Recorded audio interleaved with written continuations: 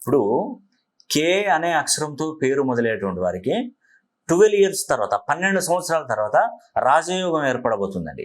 ఎందుకంటే మిథున రాశిలోకి మనకు వృషభ రాశిలో ఉన్నటువంటి గురుడు మిథున రాశిలోకి వస్తున్నాడు. మిథున రాశి అనగానే మనం గమనించండి, కాకి మృగశిర నక్షత్రం కాకి అనే అక్షరాలు మనకు మిథున రాశి. తర్వాత పునర్వసు నక్షత్రం 1-2 పాదాలు మిథున రాశి వస్తుంది, మీకు తెలుసు కదా. దీంట్లో మరి కే అనే అక్షరం కా కీ కే కో అనేది మన లెటర్ వచ్చేసి కే.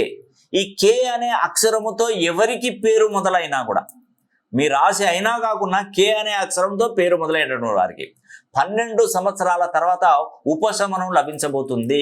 ఇక మిమ్మల్ని వదిలిపెట్టారు. మీరు సంపాదన అనేది అసలు మీరు ఎంత సంపాదించుకుంటారో అంత సంపాదించండి. అది వ్యాపారమైనా, ఉద్యోగమైనా, విదేశీ ప్రయాణమైనా, విదేశాలలో సంపాదించడమైనా, మీరు ఎన్ని రుణ బాధలలో ఉన్నా కూడా కే అనే అక్షరంతో పేరు మొదలైనటువంటి వారికి ఆ రుణ బాధలు తీరి ఇతరులకు రుణాలు ఇచ్చేంత స్థాయి మీకు పెరగబోతుంది. ఈ అవకాశాన్ని అస్సలే మిస్ చేసుకోకండి.